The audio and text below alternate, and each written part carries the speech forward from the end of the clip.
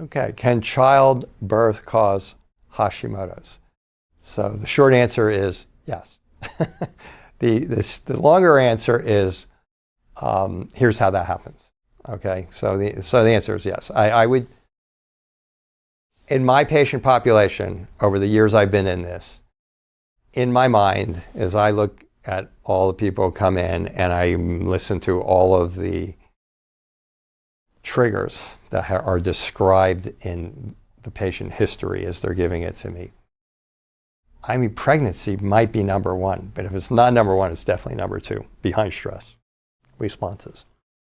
So it's huge. It's just like, it's a female patient walks in, she sits down, and then I say, okay, give me your story. When did this start?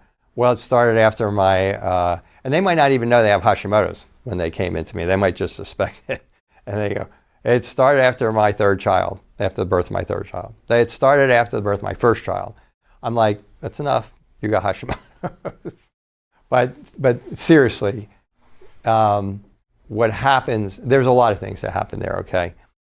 The first thing that has to happen is that person has to have, that mother has to have the genetics to develop Hashimoto's. You have to have, so somebody somewhere in your lineage has to have had some sort of thyroid problem. Now, today we know, and I keep quoting the Mayo Clinic, okay, but today we know that, one of my mentors says, look, it's all Hashimoto's if you have a thyroid problem. Mayo Clinic, let's just go with the Mayo Clinic because everybody, they have credibility with a lot more people than maybe my mentor does. And they say 85 to 95% of hypothyroidism is Hashimoto's. So, okay, so usually you're gonna have somebody that has thyroid back in your family. And then you have your child. Now, and if you're compromised during that period of time, if you haven't been eating well, and if you're stressed, and if you're working too much, and if you're fighting with your husband and all that type of stuff, this all makes it more likely that you're going to be compromised enough so that when you start making antibodies, and this is a massive oversimplification of what happens, okay? All right, but you're compromised, you're carrying a baby, you're giving all your stuff, you're giving all your nutrients and so on and so forth to the child, and so your immune system is challenged, especially when you start making antibodies to give to the child. And so now, if you have the ability to make you're making excess antibodies to give to the child. Again, for those of you who are in the field of immunology and all this type of stuff, I know this is a gross simplification, okay?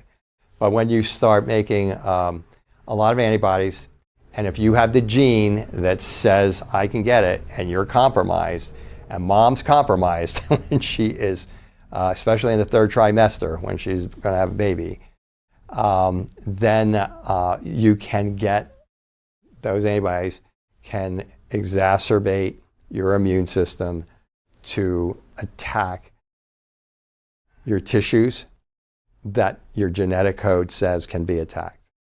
If it's, and it's most of the time it's Hashimoto's. And I just suspect because, and there's probably data out there on this, but I mean, the thyroid is so metabolically active. You have to have thyroid hormone T3 in every cell in your body, every cell, for it to work right. Which is why if your thyroid's off, it affects everything. Everything goes, if it's up, if your thyroid's low, everything slows down. Your bowels slow down, your hair starts falling out, you get constipation and so on and so forth. So basically that's what happens.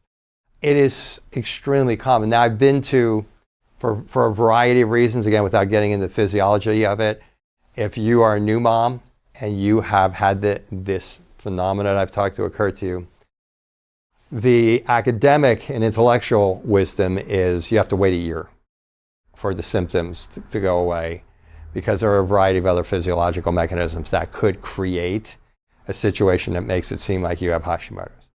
But if you still have it after a year, then the likelihood is you've set off an immune attack against your thyroid. If you're getting the thyroid stuff going, you're putting on the weight, or the weight's not going away. I had 3 babies, and this time they went away the first 2 times, and now it's not going away.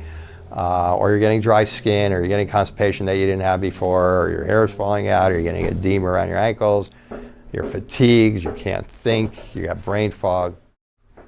If you have that for a year, and you can last for a year without checking it out, if you have that for a year, then it's a lock that you developed an immune attack against your thyroid after childbirth. So childbirth is, like I said, it's one of the it's the first or second biggest trigger. So that's the delineation.